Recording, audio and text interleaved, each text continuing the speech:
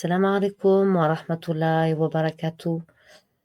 Je vous fais cette petite vidéo puisque j'ai fait des recherches suite au live d'hier qui était très très très intéressant. Et du coup, moi, je voulais voir un petit peu où j'en étais dans mon djihad el nefs. Et j'avais déjà dans d'autres lives précédemment avec d'autres frères vu qu'il y avait différents degrés. Et du coup, comme je voulais voir un petit peu où j'en étais, j'ai fait mes recherches et je vais vous partager donc un petit aperçu de ce que des différents niveaux du nefs.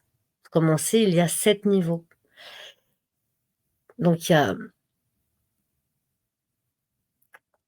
donc la lutte en fait qui est recommandée et qui est obligatoire d'ailleurs pour nous, pour qu'on puisse s'élever aussi en degrés, si Allah nous le permet, et atteindre différents degrés.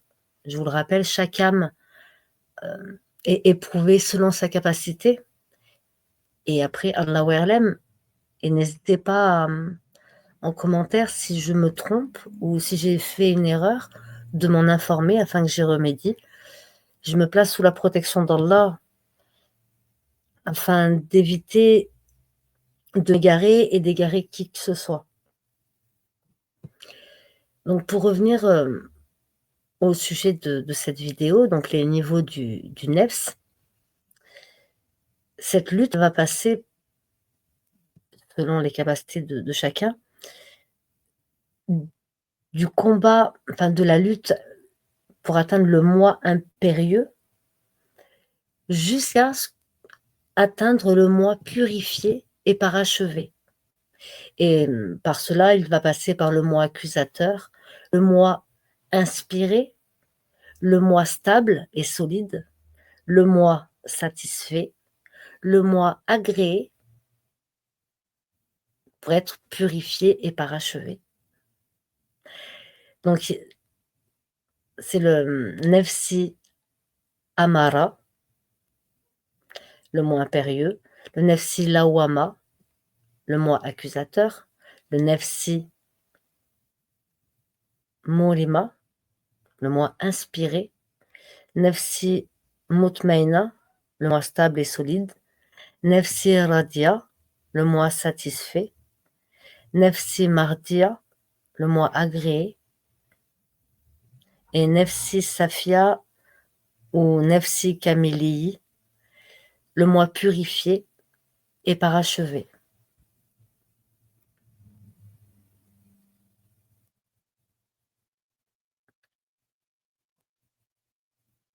Donc avant de commencer, on sait que Allah, dans sa miséricorde, a relevé les instructions, a révélé les instructions dans ses livres sacrés et a envoyé ses prophètes et saints comme guides et exemples pour enseigner et pour nous ramener vers la réflexion, la lumière, hors des ténèbres dans lesquelles nous nous sommes enfouis. Ceux d'entre nous, en mesure de se réveiller, qui redécouvrent le sacré, qui souhaitent et qui se rapprochent de notre Créateur et de la perfection de nos origines, doivent se réveiller, doivent lutter. Le combat, il est prescrit. Il faut s'élever, se réveiller. Allah nous appelle vers lui, à nous d'y aller. Et en faisant un pas vers lui, rappelez-vous, celui qui fait qui va vers Allah d'un épan, Allah va vers lui d'une coudée, etc., etc.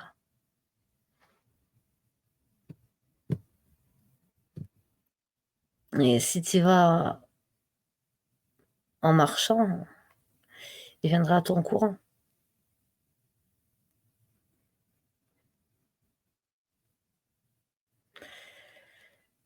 Donc Allah nous permette de réussir notre djihad el nefs et qu'Allah fasse en sorte de nous le faciliter. Amin. Donc le premier niveau, le nefsi amara, un moi impérieux. Donc dans ce premier niveau du développement de l'homme, le moi rationnel et la conscience humaine ont été dépassés par des désirs charnels. À cette étape, notre moi ne reconnaît pas les barrières de la raison ou de la morale afin d'avoir ce qu'il désire. Le premier degré s'exprime par l'égoïsme, l'arrogance, la dureté du cœur, l'oppression des autres, le manque de reconnaissance, l'ambition, la mesquinerie, la jalousie, la colère, le cynisme, la paresse, la stupidité, etc., etc. C'est le niveau le plus bas du moi. En lui se trouve un désir extrême pour l'immortalité et la souveraineté. Ainsi, il est lié aux pires caractéristiques dont nous avons été avertis par Allah subhanahu wa ta'ala et son prophète Mohammed sallallahu alayhi wa sallam. Par exemple, le pervers, le narcissisme, l'arrogant, le fier, la dureté du cœur, l'oppression des créatures, le plaisir à exposer les défauts des autres, le mensonge, la médisance, l'envie, la jalousie. Pour son propre éloge, l'amertume, l'attachement de ce qui nous appartient aux autres, le manque de contentement, se plaindre sans arrêt, le manque de reconnaissance, ne rien voir des bénédictions, souhaiter une amélioration sans effort. C'est l'extrême cupidité, l'avarice qui ne connaît pas de limite, l'amour du contrôle, l'amour du moi et de ses désirs, de ses passions, la haine envers la personne qu'il critique, même si c'est pour son bien. L'amour pour la personne élogieuse, même si c'est par hypocrisie. Celui qui rejette les conseils et qui parle uniquement de soi.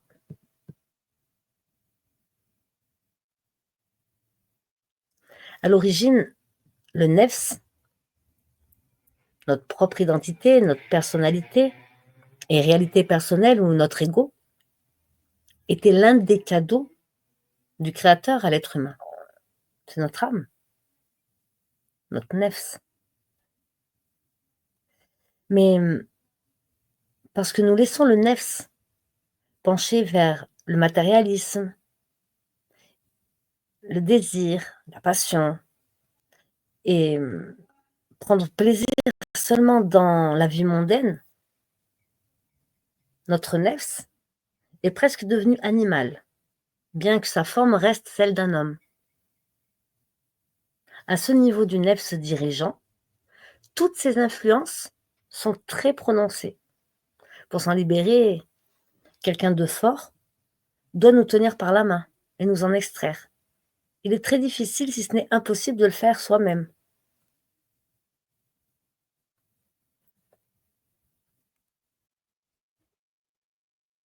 Lorsque nous suivons nos décisions rationnelles et sommes sauvés de cette misère par un enseignant fort, alors nous pourrons nous élever. Au niveau décrit ci-dessous, alors l'âme est tirée hors du cachot sombre du nefs, vers la lumière de la conscience. Et nous pourrons voir notre arrogance se transformer en humilité, notre esprit de revanche et notre haine en amour, notre colère en gentillesse, notre luxure en chasteté. Et tout cela, si Allah le veut, et si cela nous est destiné. Mais si Allah le veut. Tout n'est possible que par Allah. Rappelez-vous, tout est possible que par la permission d'Allah. Tout, les choses bonnes ou les choses mauvaises. C'est lui qui donne les ordres. Lui, le donneur d'ordre. Le rappel approprié pour traiter ce fléau, c'est l'attestation de foi c'est le fait d'être musulman. C'est la ilaha illa Allah. Il n'y a pas d'autre divinité en dehors d'Allah.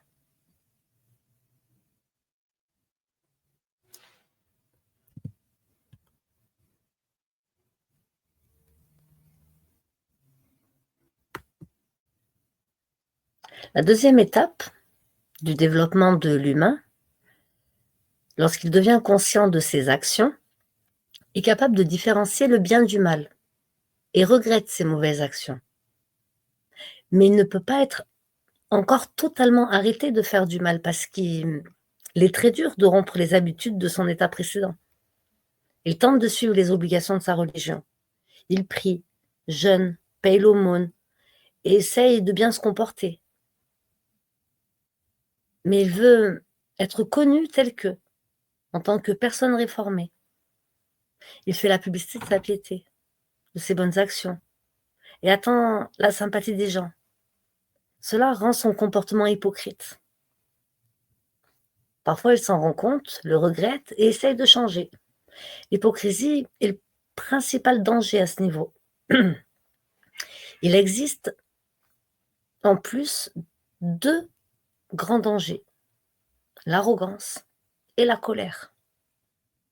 Chaque tentative de faire le bien, comparée à l'état précédent, semble être une réalisation majeure.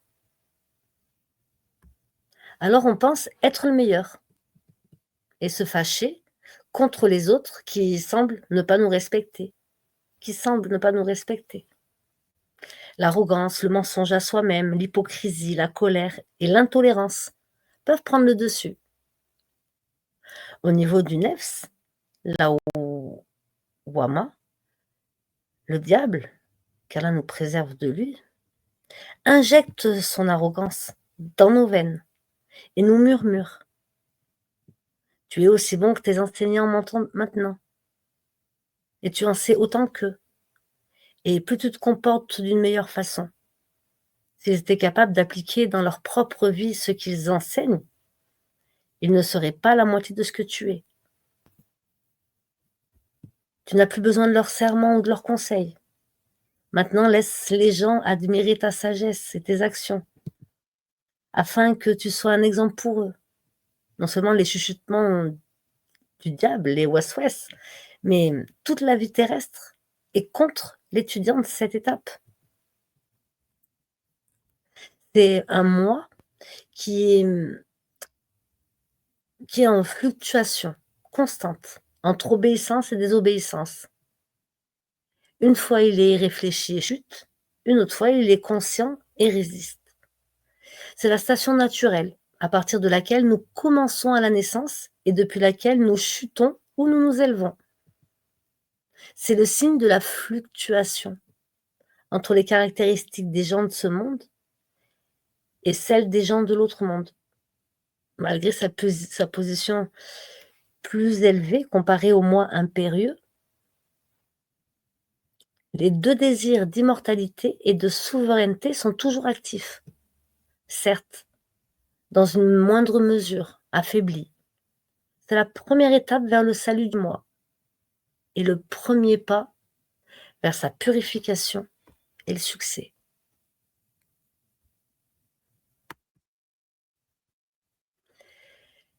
Le Nefsi Moulima, le moi inspiré, le moi équilibré, c'est le 3e niveau. Et l'état dans lequel le bien devient prédominant dans ce combat. La tyrannie de l'égoïsme a été surpassée et un moi plus ou moins intégré est atteint. La qualité éveillée ici est le renoncement aux ambitions et aux plaisirs mondains, la liberté face aux influences du désir. Cet état est le but de la plupart des religions et de la psychologie. Il est la frontière du développement conventionnel de l'ego, bien que ce soit seulement le 3e niveau de la voie soufie, de la voie spirituelle. de l'ascension. Il n'est pas un maigre succès. Pour certains, il faut une forte dose de travail psychologique personnel et bien sûr la bénédiction d'Allah subhanahu wa ta'ala.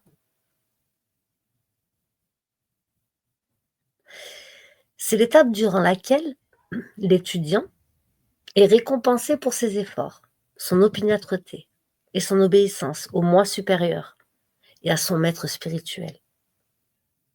Il reçoit parfois en lui des messages venant de son intérieur,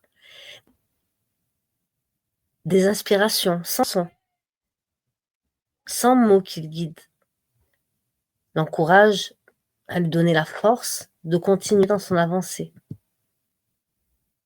Il subsiste toutefois de grands dangers. Le diable peut imiter les inspirations divines. Et l'étudiant, celui qui lutte,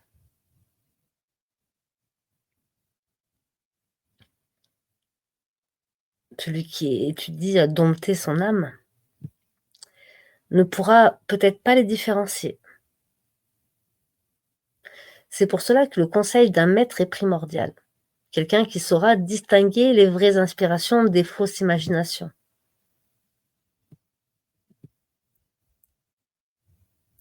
Après, pour ma part, mon maître, c'est Allah, subhanahu wa ta'ala. Mais dans le soufisme, il y a des maîtres soufis.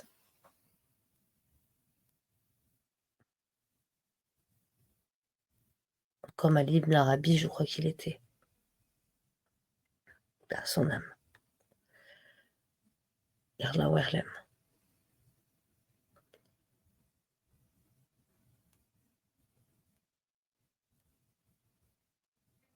Donc il subsiste toutefois de grands dangers, puisque le diable, comme je vous le disais, il peut imiter les inspirations divines et il devient alors compliqué de les différencier. C'est pour cela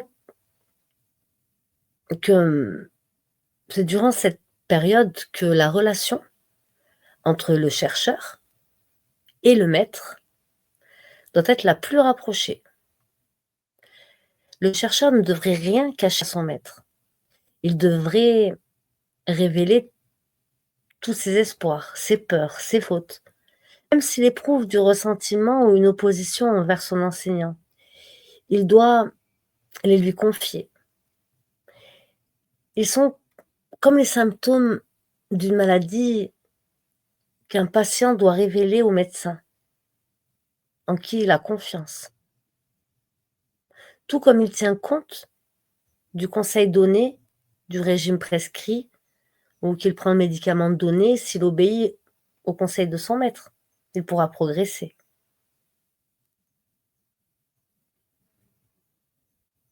Allah est le meilleur des maîtres. Un autre malheur dans cette période est le changement dans la compréhension et la sensibilité. C'est comme s'il oubliait tout ce qu'il savait, même l'idée qu'il se faisait de lui-même. Les nouvelles impressions ne correspondent pas aux anciennes. Il est capable de voir les choses différemment, de les confondre, de faire des erreurs. Il ressent comme s'il n'existait plus. Il peut alors penser qu'il a atteint le niveau final. Fanafillah. S'abandonner en Allah. Mais ce sentiment n'a rien à voir avec cet état élevé. Il doit réaliser qu'il est dans un état d'impuissance, de vide, de besoin désespéré. Dans le dernier niveau de danger pour le moi, car il est toujours susceptible de retomber dans des niveaux plus bas. À cette étape, les deux désirs pour l'immortalité et la souveraineté sommeillent et se manifestent seulement dans des pensées fugaces. Son rappel est le pronom divin. Et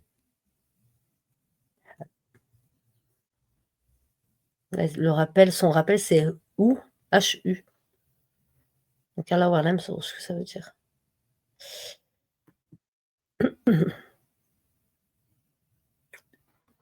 Ensuite, il y a la quatrième étape de ce développement, quatrième échelon, c'est le nafsi mutmaïna, le moi stable et solide. C'est le moi qui a gravi le premier échelon du développement et des échelles de lumière qui mènent vers l'intimité, la satisfaction et l'amour pour Allah.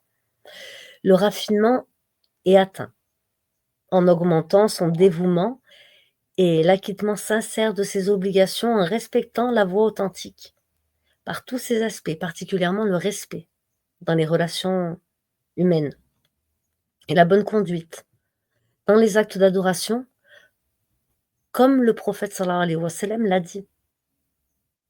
La voie, le din, est dans la bonne conduite. Et le meilleur croyant parmi les hommes est celui qui a le meilleur caractère. Le moi stable est entré dans les chemins, les méthodes et moyens de protection et de guérison à travers la résistance, l'effort et la dévotion. Ces efforts portent leurs fruits, de la certitude qu'Allah sera et est le seul acteur.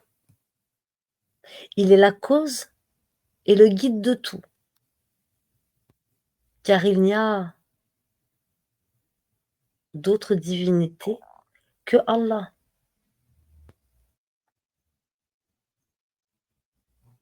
Ainsi, dans toutes ses actions, est miséricordieux et généreux. Il connaît les meilleurs intérêts du moi. Cette certitude amène la confiance en Allah, en sa miséricorde, en sa générosité. Le moi devient confiant que ce qui est auprès d'Allah est meilleur et plus durable que ce qui est dans sa possession ou dans la possession des autres. Il atteint la confiance totale en son Seigneur, Al-Rabb, celui qui sait mieux ce qui est meilleur pour nous. Et il est le meilleur appui et le meilleur administrateur, Wakil. Alors le moi devient solide et cesse de s'occuper avec quoi que ce soit d'autre que ce en quoi il a pleine confiance, c'est-à-dire Allah. Ce niveau-là, c'est le premier niveau d'achèvement, Kamal, du moi. Le cœur commence à briller avec la lumière de la conscience. Le pouvoir du nefs s'affaiblit et laisse place à la pureté, au raffinement, à la clarté et à la lumière pour que le cœur devienne le moi stable. À présent, le moi commence à dévoiler ses attributs propres qui étaient auparavant cachés. Ce sont les attributs de la servitude, au Bouddha. La définition du Larousse, en français, littéraire, c'est l'état de dépendance complète de quelqu'un envers quelqu'un d'autre, de l'impuissance. C'est l'accord de tout pouvoir à Allah, Azawajal, de l'humilité, Azul, de la pauvreté et du non-attachement, Faqr, du besoin, Irtiyaj, et de l'anéantissement, Fan. Désormais, il est sous le contrôle de son âme humaine, qui prend plaisir à suivre l'exemple du prophète Mohammed sallallahu alayhi wa sallam. Il possède les qualités dont Allah fait éloge. Il est doux, généreux, patient, indulgent, sincère, reconnaissant, satisfait et en paix. Alhamdulillah. Chaque mot qui sort de sa bouche est sacré, soit provenant du Saint-Coran, soit de la tradition du prophète Mohammed sallallahu alayhi wa sallam, de sa sunna, soit des enseignements de son âme. C'est un enseignant, non pas seulement à travers les mots, mais par l'exemple. Les miracles qui apparaissent à travers lui, il les attribue à d'autres causes. Il ne les revendique jamais. Il ne se les approprie pas au point de les nier. Toutes ses actions correspondent au plus élevé. Il a retrouvé son titre de insan, un véritable être humain. Le nom est dérivé de un, être proche, intime avec son Seigneur, El-Rabb. Alors son Seigneur, El-Rabb, le prendra par la main et le guidera vers l'avant, sans grande difficulté. Son rappel, elle est haq, la vérité.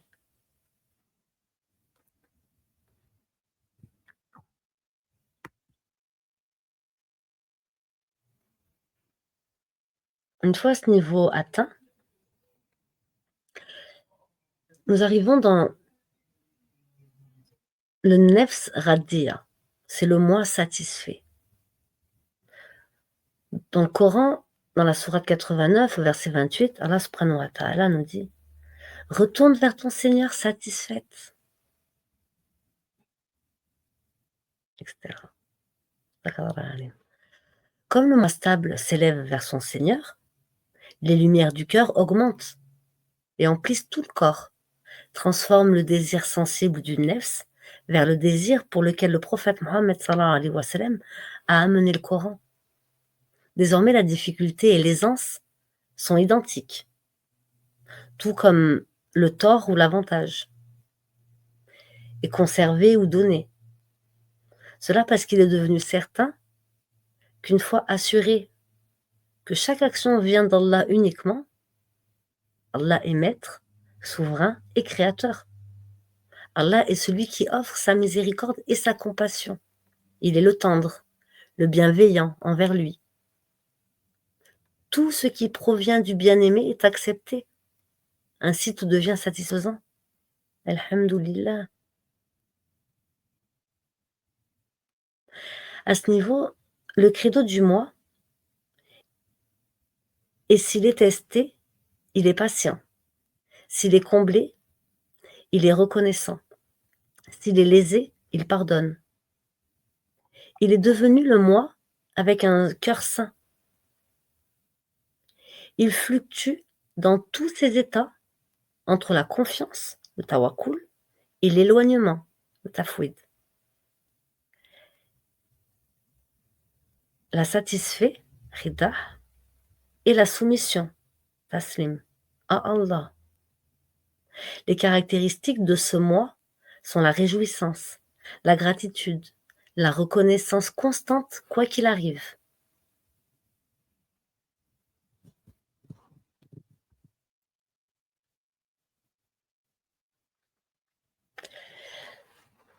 C'est la seconde étape du moi complet, Nefsi Safia ou Nefsi Kamil, qui est la station de la servitude. Très peu d'hommes peuvent espérer atteindre un tel état.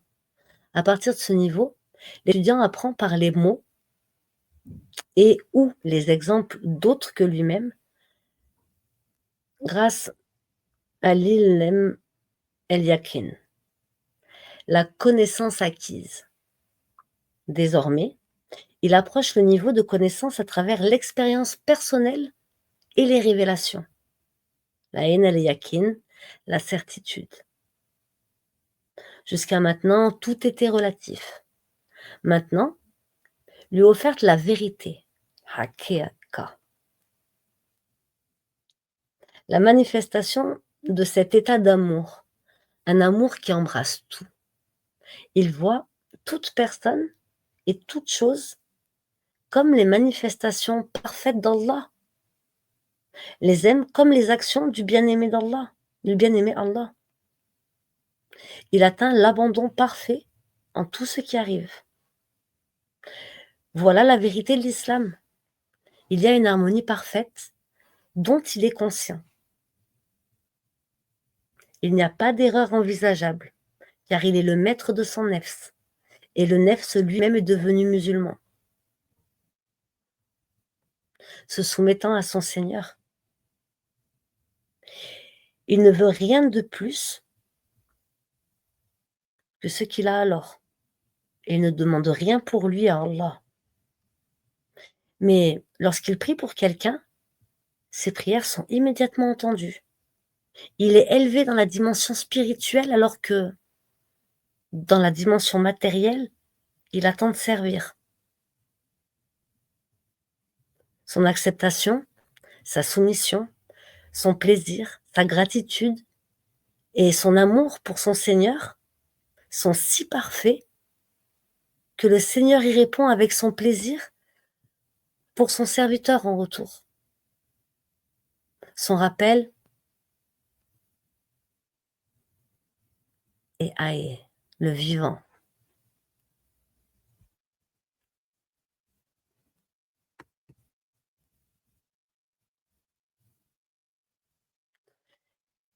Retourne vers ton Seigneur satisfaite et agréée. Dans le Coran, dans la sourate 89, verset 28. Le mois agréé, c'est le Nefzi Mardia, la 6e étape. À cette étape, le moi n'est pas seulement en paix avec son Seigneur, il est aussi agréé par lui. À cette étape, la lumière du cœur est totale. Le cœur passe de l'état entier à un cœur qui est en totale admiration, khashia, devant Allah, constamment incliné, munib, vers lui, imprégné de modestie, ahya, envers lui en toutes circonstances. Les gens de cette station sont les gens de l'observation des manifestations, des actions et des noms d'Allah. Mushahadat, tajariyat, afal Allah. Tout ce dont ils témoignent est une manifestation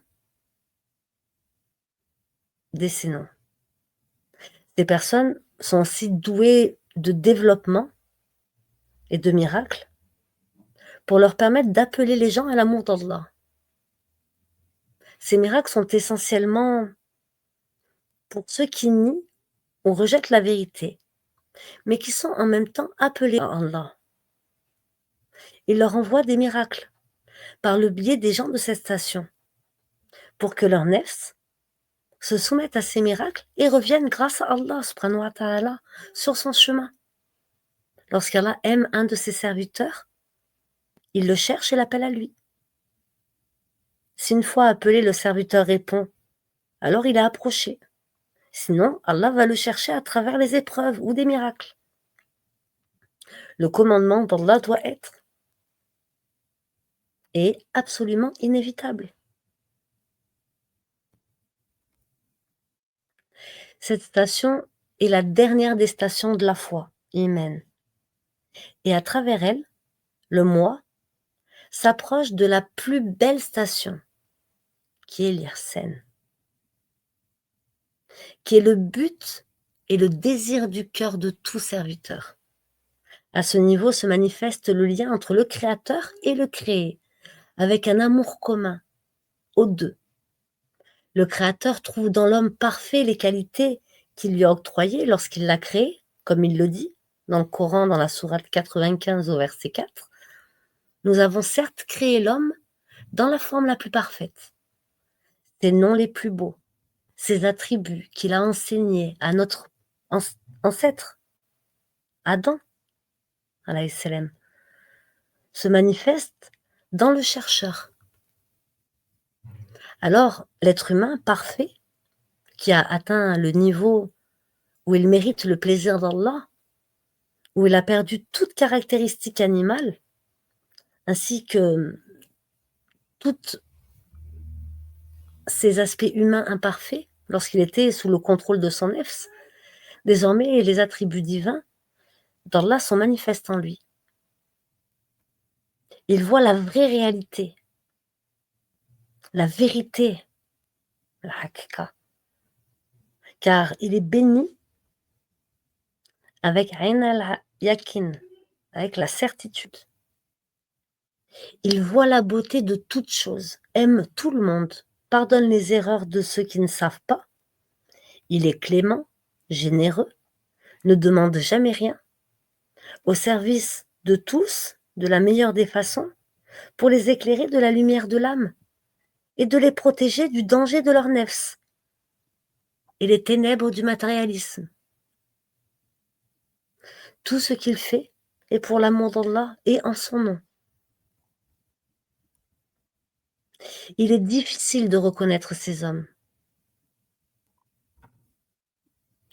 Les États ne sont pas... Leur état ne peut pas être décrit par des mots. Ils ne peuvent pas être comparés en concepts connus.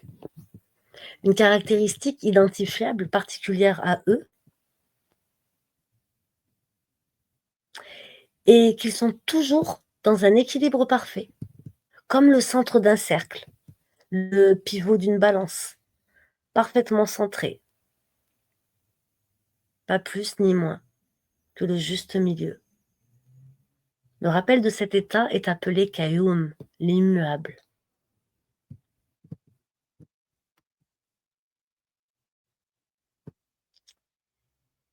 Et l'ultime niveau, le dernier, le Nefsi Saphir, ou Nefsi Kamili, le moi purifié et parachevé. Dans le Coran, sourate 5, verset 54, Allah va faire venir un peuple qu'il aime et qu'il aime, modeste envers les croyants et fier et puissant envers les mécréants, qui lutte dans le sentier d'Allah, ne craignant le blâme d'aucun blâmeur. Telle est la grâce d'Allah. Il la donne à qui il veut. Allah est immense et omniscient. Dans la sourate 3, verset 31, suivez-moi. Allah vous aimera. Alors, et il vous pardonnera vos péchés. Allah est pardonneur et miséricordieux.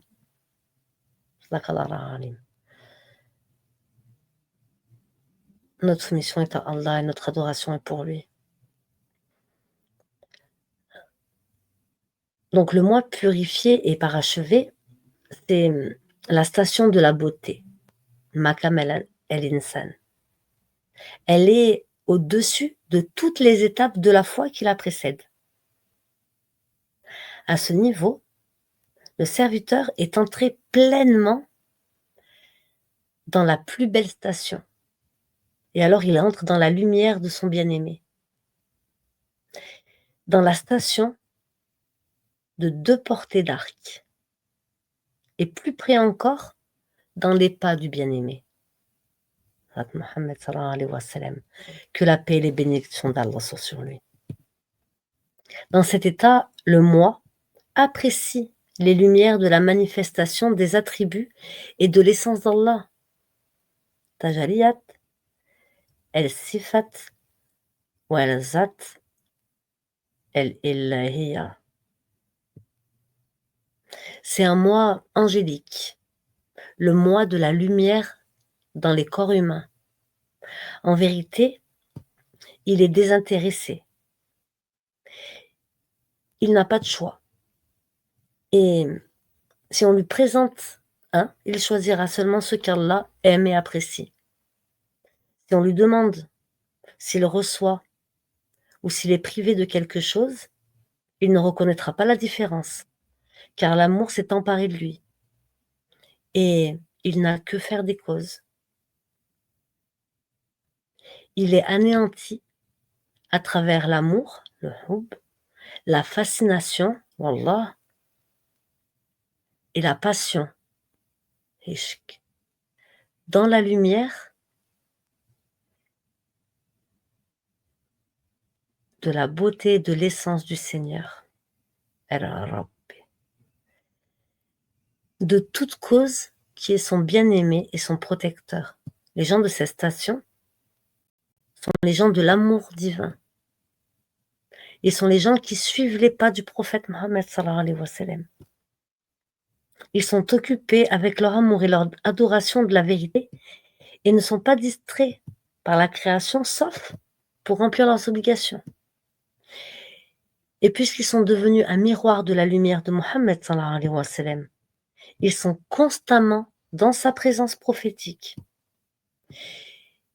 Ils sont les dirigeants de la connaissance religieuse et ils sont les lumières de la gnose de la vérité. À travers les lumières de leur cœur, les cœurs des gens autour d'eux sont illuminés. Et à travers leurs souvenirs, la miséricorde descend.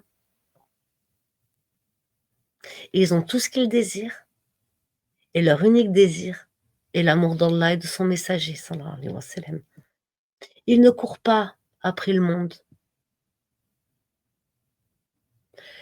pas plus qu'ils sont occupés avec la vie future.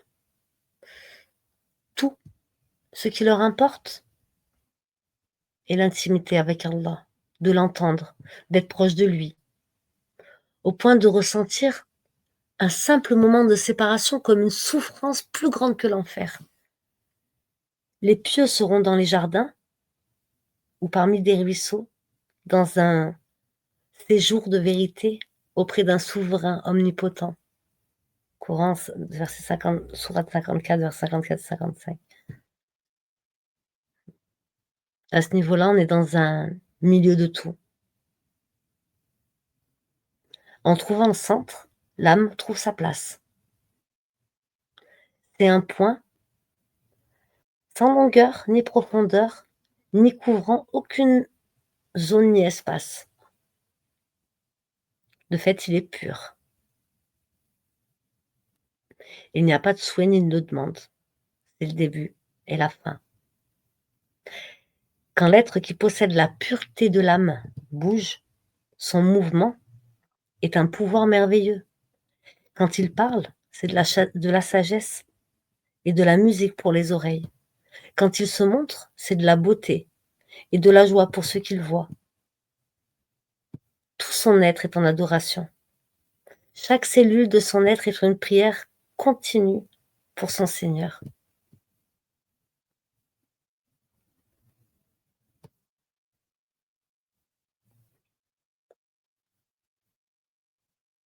Qu'Allah nous permette d'atteindre les plus hauts des degrés du nefs. Amin. Assalamu alaikum wa rahmatullahi wa barakatuh.